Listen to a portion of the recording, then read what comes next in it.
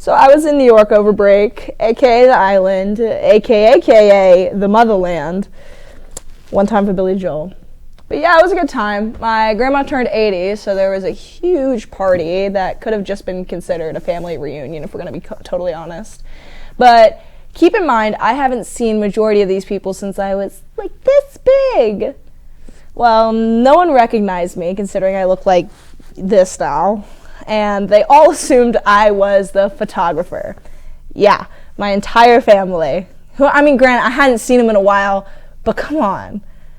I guess, carrying around a camera the entire night was probably not my best idea, but only myself and my cousin were qualified to work that camera while drinking whatever the hell my aunt put in that punch. 1, 2, 3, 4.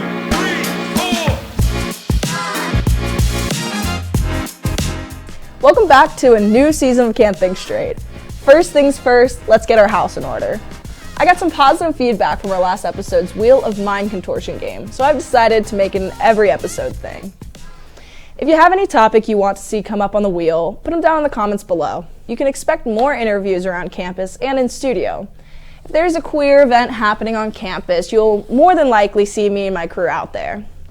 Feel free to come up and say hello. We don't bite, but we do make shitty jokes, so approach at your own risk. Lastly, but certainly not least, we're introducing a new segment to the show. Our very own token freshie is hosting a segment titled Crash Course with Kylie. In this portion of the episode, Kylie will be informing our viewers on some history from the LGBTQ community. Let's see what she has to tell us about today. Take it away, Kylie. Hey, there's just more practice, I guess. It hasn't always been mainstream. I had to Google how to pronounce that last night.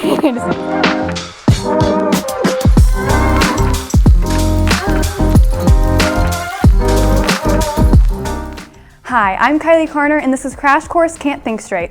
And today we're going to be talking about the history of drag culture. Drag culture is the performance art of dressing as an exaggerated version of either femininity or masculinity. Typically, there are drag kings who are women dressed as men, or drag queens who are men dressed as women. Now, drag can be performed by anyone, but the subculture is associated primarily with the LGBT community. Today, drag is the mainstream form of entertainment and expression, but drag certainly hasn't always been mainstream. In fact, the very reasons why people cross-dressed historically has changed radically. It is impossible to represent drag's complex history in the time that I have today, but I will do my very best. The beginnings of drag culture can be traced back to ancient civilizations. In ancient Egypt, Cleopatra was depicted wearing a male double crown, and Queen Hatshepsut was depicted with a full beard and without breasts. These leaders were depicted as male in order to assert dominance and to uphold their power, since most leaders at the time were male. Now, traveling from Egypt over to ancient Greece and Rome, here plays were a very prominent form of entertainment. However, women weren't allowed to perform on stage, and so men dressed as women to play female roles. Socrates and Plato even expressed concern over the harmful effects of men degrading themselves by dressing up as women and portraying femininity. Lame.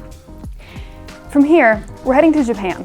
Before Japan became a hub for cosplayers, there were two different art forms that involved cross-dressing for performance. In the 12th century, shirabyoshi were female dancers who would dress in traditional male clothing, including wielding a samurai sword, to sing and dance for nobles and high-ranking samurai. Much later, in the 17th century, kabuki, which was a performance of art and dance, became very popular. The art was originally performed by both men and women, but was deemed too provocative, and thus, only men were allowed to perform. Kabuki performers wore intense feminine makeup, falsettos, and portrayed feminine movement. Now, back in the States, you can find the birth of the very first drag queen, William Dorsey Swann, who was a former slave. Many drag balls were held at the House of Swann and were a place for gay people to freely express themselves. Swann was a leader of the LGBT community and fought for queer liberation and freedom of expression. Fast forward a bit to the 1880s and through the 1920s, vaudeville was home to more than 25,000 performers, and it was the most popular form of entertainment in America. Vaudeville performances involved comedy and dance, and they often featured cross-dressing or drag. This provided early exposure and acceptance of drag in popular culture, and it paved the way for future drag performances and the evolution of drag as an art form. Julian Eltinge, an American vaudeville performer, was the first person to have a successful career as a cross-dressing entertainer and paved the way for future generations of drag performers. Now, during the Prohibition in America, gay men and women used speakeasies as a place to express themselves free from persecution of the law. drag was accepted in underground spaces, and kings and queens were able to freely perform and express themselves. Unfortunately, straights loved to ruin fun, and prohibition ended. The community had lost their space to live freely, and drag turned into a Hollywood punchline. In New York, the Mafia came to the rescue. Further proving why the East Coast is the best coast, the Mafia purchased Stonewall Inn. Gay bars weren't allowed to hold liquor licenses, and the Mafia wasn't having that, so they paid cops off to look the other way. Stonewall Inn was a place where everyone, particularly drag queens, were able to freely express themselves. Eventually, the bar was raided by police, and the drag queens organized a series of riots. What was originally a spontaneous rebellion against persecution became the birth of the LGBT rights movement. After this, drag slowly started to become a part of mainstream pop culture, and thus, RuPaul's Drag Race was born.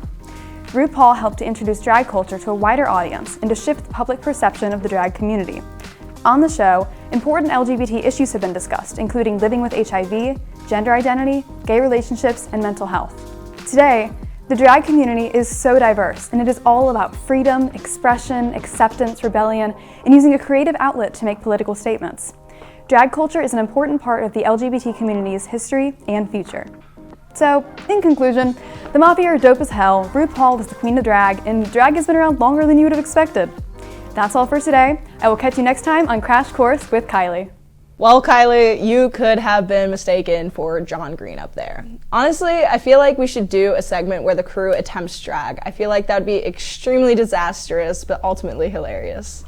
When we come back, I love how I'm saying we when it's literally just me up here.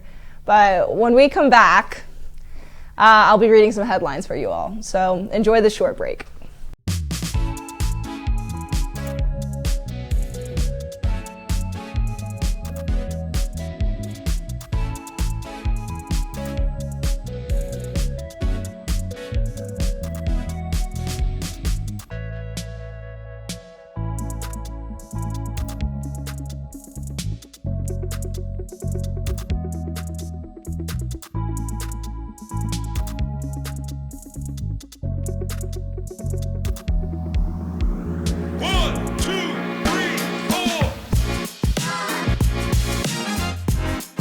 Moving on, we're going to ride this info train all the way to Smart Station with some headlines. A new member of our team, Noah Raby, has taken over as writer for this portion of the episode from here on out. And might I say thank God, because my headlines are weak as hell. Let's get into it. New York Representative George Santos has single-handedly brought the political world together. Who would have thought all it would take is doing drag? The anti-LGBTQ politician reminds us that there always is a middle ground. Thanks to Santos, Republicans and Democrats can now agree on something. He should not be in office. The most recent episode of HBO's The Last of Us managed to represent the LGBTQ community better with nothing but a truck battery than the entirety of Mindy Kaling's Velma. TikTok's favorite wife stealer, Young Gravy, has been sued by Rick Astley for intentionally recreating Astley's iconic voice in his hit song, Never Gonna Give You Up. The MILF hunter is now getting rickrolled for millions of dollars in court. Avatar's Shape of Water became the world's fourth highest grossing movie over the weekend, which begs the question, how many times will people pay to see a film that mirrors a cutscene from a video game? Bella Ramsey, co-star of The Last of Us, has recently come out as gender fluid, and Nick Offerman's support in the most recent episode had the community tearing up. Who knew there would be so much wholesome content in a show revolving around a fungal-spawned apocalypse? Noah Raby discovers that headlines are pretty damn depressing at the moment. A direct quote, "It's rough out here. Jesus Christ." Fans of Andrew Tate take to the streets in a violent protest over the arrest of their beloved man-baby bigot.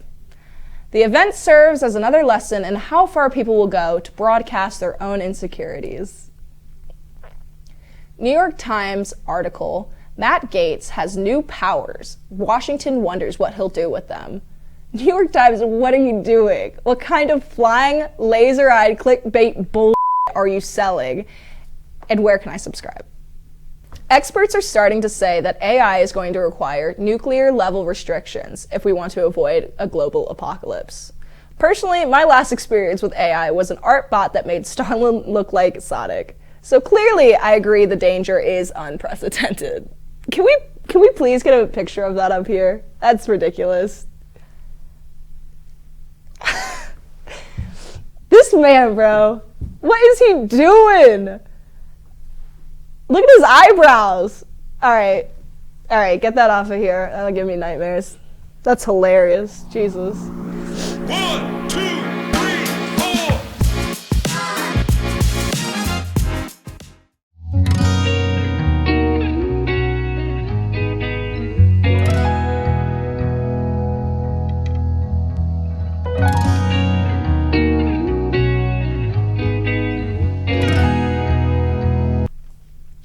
Hey, welcome back to the back half of this here episode. You know, I really miss being on campus, but I definitely did not miss getting booted in a lot that you parked in for less than 5 minutes. Receiving that boot fully proved these creeps stalk and prey on students. Like, if you have a crush on me, LMS, just say so, bruh. It's not that deep. You can just leave a little note that doesn't have a bill for $160. How about that? Aside from parking, things have been great back in the mountains. Recently, me and my buddy Connor went to the Club Expo in Plemmons Student Union. There were tons of tables there that offered some great information and opportunities. If you were unable to go or couldn't make it, don't worry, I got you covered. Take a look at what is going on at the Expo last week. Hi, I'm Jenna Dunning, and I'm here at the Club Expo. How are you guys doing today? We're good. How are you? Well, and can you say your names for me? Yeah, my name is Anna. I'm Claire. Nice to meet you guys. So what's going on here? I see you have a really cool booth with some stickers, some pamphlets. Want to tell me a little bit about what you're doing out here today? Yeah, so we are just promoting the center as a resource for students at App State. It is for everyone. People can come in to study, hang out. There's always a lot of cool people. We have a lot of resources with like counseling in Boone, housing in Boone, Oasis, sexual health stuff. We have stickers, condoms, snacks, tampons, pads. It's just supposed to be like a good, fun space for people to come and hang out in. That's great. Do you have anything else to add? Yes, we also have a library, so there's like a bunch of books by queer authors and stuff in our office, and yeah, we just like have a ton of resources for people. We are trying to get binders like to donate and stuff, but yeah, we got a lot of resources. Gotten a lot of tabling done. We've had a lot of people come up, a lot of interest in the center, which is always great. We started at 11 and we are here until 2. Yeah, thank you guys so much for setting up and doing what you do. Do you have any more events coming up? Yeah, we have a career workshop coming up next Tuesday from 5 to 6 here in the Union.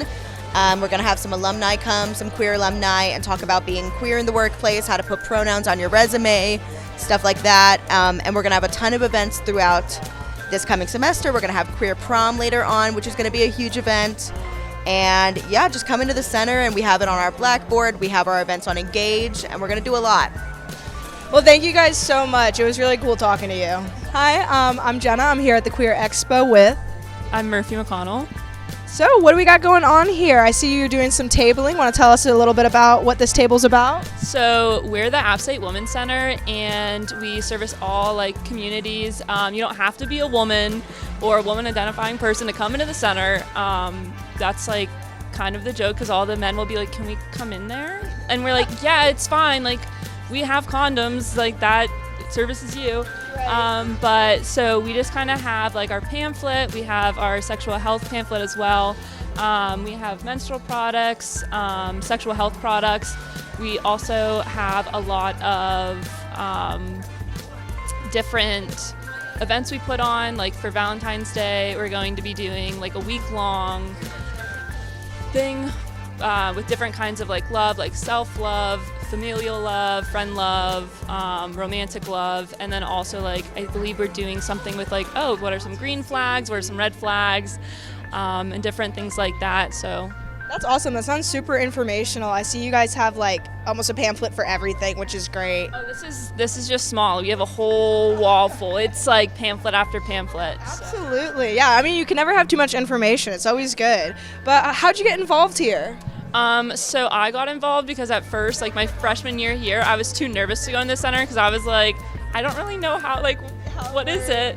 And then they had the Engage page up, and so I just like filled out the application, and this is my second year here for like my 4th semester, and I love it. Like all the people are really great, and you learn a lot, which I really appreciate, because I came in, I kind of like knew enough, and then I was like, most of it was like from Instagram, but then this like really takes it deeper and then like allows you to help others in the community that come in and are maybe like, hey, like, do you have a pregnancy test? And it's like, it's really rewarding because it's like, that's very scary. So we like try to make it be like a really good environment for that.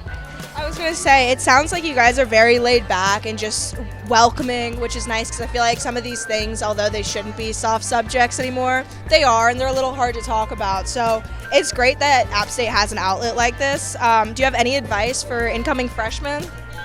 Don't be afraid to come into the Women's Center just to study, hang out, make friends. Most of my friends I've gotten through the Women's Center, and it is very laid back, and we have snacks. So if you're also Love snacks. Yeah, if you're having a hard day, come get a water bottle, come get some chips. Like, it'll be great. Absolutely. Well, thank you so much. This is great. I'm here with Friday from Apps. Nice to see you, Friday. So, want to tell us a little bit about what Apps is and what this table's all about? Of course, so we're the Appalachian Popular Programming Society. A lot of people ask, it's not a coding club. Programming means we put on a lot of different events and activities for students, some free, some paid. But these are our 6 councils right here that each council specializes in something different for what we do. I'm the chairperson of the Main Stage Council right here. So this is one of 2 music councils and Apps. And we do ticketed events where you just pay a little bit of money to see some artists. Club shows does the local bands. You probably get a lot of local bands in one show at Legends. But Main Stage, we like to utilize Legends, Schaefer Center, to bring touring acts and national acts to campus. And this is our next artist coming up, technically going to be revealed today. Indigo D'Souza out of Asheville, North Carolina, kind of an indie rock, soft indie rock artist. And this is going to be Saturday, February 11th in Legends, so it's less than a month away, coming up very quick. But the good news is our tickets are live right now on our website, apps.appstate.edu, and you can also get more information on that in our application to our organization that comes out on Friday, January 27th, by going to ASU_apps on Instagram, giving us a follow, and that's where you can see information about the application, about all the other events we do, and more about this show coming up very quick. Awesome. Thank you so much. That was great. My name's Connor. I'm here with Ethan Rosenbaum. And Ethan, what is the Robotics Club? What do you do here at the Robotics Club? How does the day-to-day function go? At the Robotics Club, we like learning and working with robotics, and we also like to teach new people, so we also welcome other people who have limited experience as well. We recently finished a rover down there.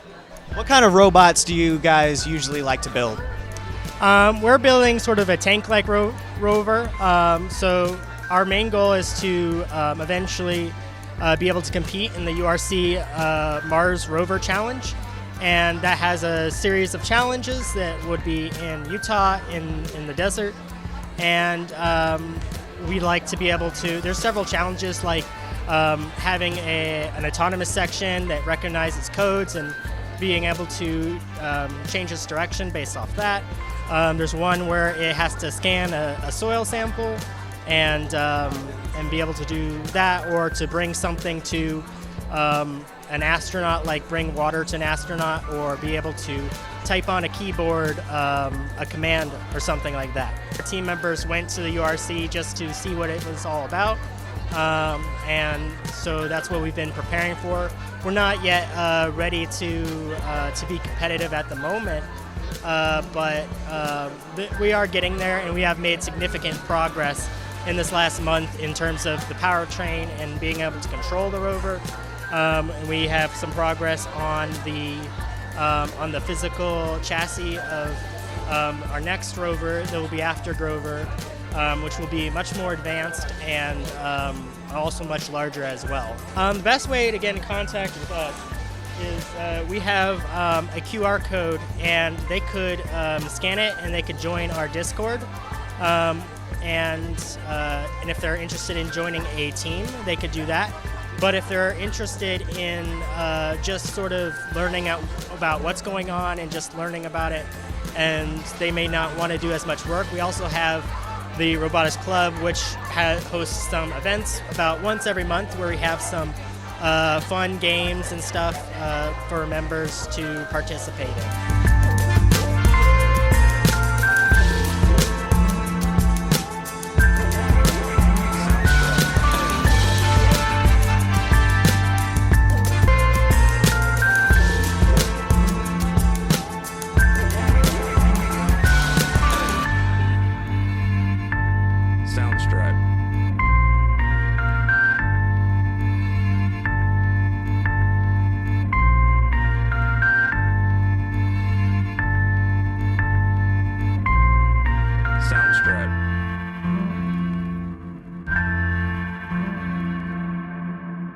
When we come back, my good bud Noah will be partaking in the initiation practice we like to call Wheel of Mind Contortion. I'm excited to see where this game takes us mentally and spiritually. I feel like it will be quite the journey. Life is a journey. We're told that there are mountains and valleys before us. A mountaineer trudges through. Where others see an obstacle, a mountaineer sees an opportunity. A mountaineer climbs tomorrow's mountains today. So what is a mountaineer? A mountaineer is you.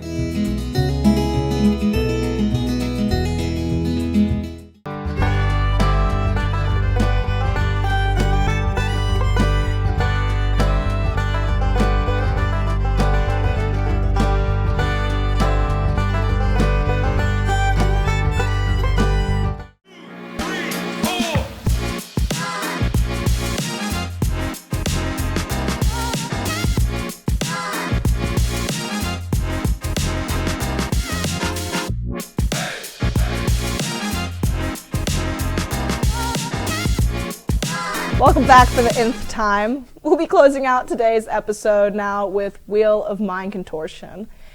And I have to be honest, this is probably my favorite part of the show. Noah, welcome on. Thank you. Thanks for having me. It's good to see you, man. It's good to have you here. So I spun the wheel, and our topic today is Mark Zuckerberg x Elon Musk fanfic.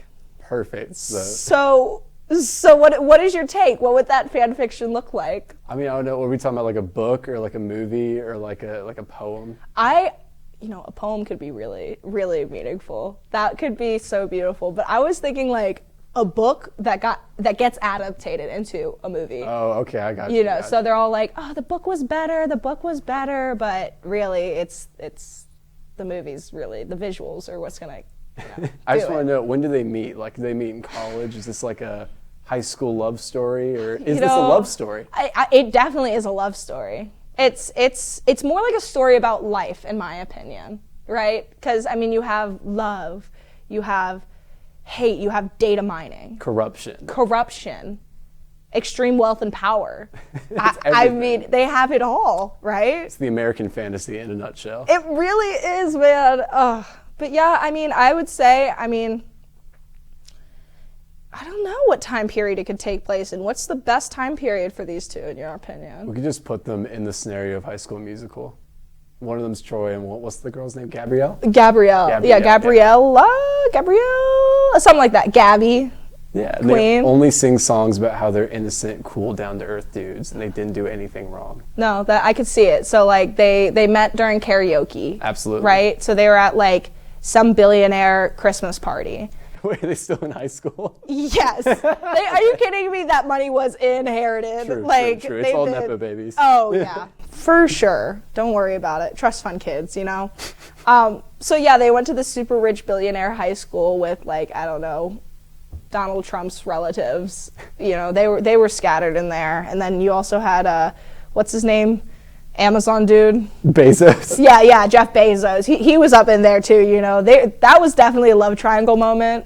I'm not gonna lie, they probably, in this fanfic, they would have pulled like a Twilight moment. Who's the like antagonistic force in High School Musical? I can't remember. Is there like a Was it Sharpay? Oh yeah. I guess it was Sharpay. Bezos is Sharpay. Bezos is Sharpay. That's perfect. That's no, the best you're so movie right. of all Have you time. seen that picture of him and like he was like in a tight like Oh, I know super exactly what you're color- talking about. Yeah. Oh, yeah. No, he is Sharpay. I want it all. Want it, want it. Yeah, so don't copyright me for that. I know it was like spot on, but don't do it. Yeah, so I gotta say, definitely Bezos takes on that Sharpay role. Absolutely. Right? It's like, what's the main sport? Basketball's boring. Been there, done that. Can't do What's that. a rich sport that they like? You know, he's got Quidditch. Quidditch. Straight up, man. They ride the brooms. We talking about like super rich hover brooms, or is this like literally holding the PVC pipe between their legs and like running around in the dirt?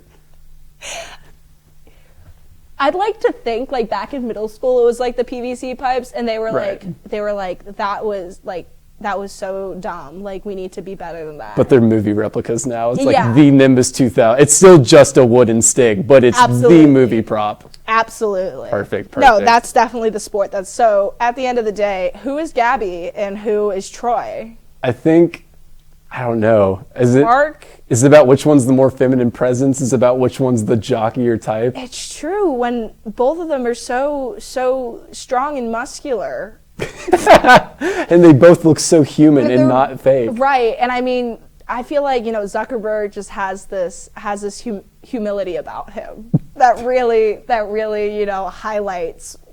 Humility is also a word I use to describe billionaires in my experience. Oh, absolutely. Yeah, absolutely. No, that's like a token word to describe billionaires. I don't know. I feel like it could go either way. I feel like Elon is the jock. He's more of the ballsy, meme-making, cool guy. Like, everyone loves Elon Musk, He right? runs Twitter. Who doesn't love Elon? I mean, come on. The guy owns Tesla. He's fantastic. It's a big pause after he owns Tesla. He owns Tesla. Sponsor All right. me. So Elon Musk is Troy, and that means Zuckerberg is Gabrielle. Yeah. Is that like, do we just copy and paste the rest of the movie, but it's Quidditch instead of basketball? What's the musical? They did like Romeo and Juliet, right? That's basic. It's 2023. What are we doing now? Yeah, it's got to be like. In the Heights or something. It's got to be something like that. It's got to be like Kinky Boots. It would never be In the Heights. They would never be that open-minded at that school. But Absolutely not. But I haven't like, heard of it would Kinky be Boots. I love that Kinky just because of the Boots? sound. Oh yeah, it's about drag queens and Okay. how it was Perfect. basically like how drag queens can't really fit in heels because they're made for petite women. Yeah. And not drag queens. So we could do like a take on that where Zucky man. Does that mean he has to go from Quidditch robes to full drag at the Yes! climax point in the movie? Yes. That makes because- it way better. No, that's what I'm saying. So it's like you go from Quidditch robes and running around with a stick, and then he's like, you could like have a cutscene where he's like running from practice and he gets to like the locker room and he's like crying as he's putting on his like lashes, wiping away his tears, This is Elon, right? Yeah, it's Elon. Yeah. And then Mark Zuckerberg walks in because he's like, Elon, lover, baby, where have you been? I missed you so at the drag performance. And Oh, so he misses it entirely. Does he not make it to the show? No, he shoot. can't make it to the show. How could you get in drag that quick? Exactly. So that's probably why he's crying, right? Sure, yeah, he just completely whiffed it. Misses it. Zuckerberg comes in and is like, hey, baby, love her, whatever you Love say. her. my I don't know. He says something suspicious. And then they make love. Yeah, I think to just put a pin on it, they're billionaires. They just make love. They go off. They spend all their money. They burn down the Amazon. They ruin all social media. Yeah. Yeah, and then it's a beautiful love story. And it turns out that's the true story of how those two came to be. It's true. Well, that's all we have for the Wheel of Mind Contortion. Thank you, Noah, for coming up here and enjoying 5 minutes of pure, unadulterated horror. Thank you. When my mom sees this, she's going to be very happy about where her college money is going. Oh, absolutely. 1, 2, 3,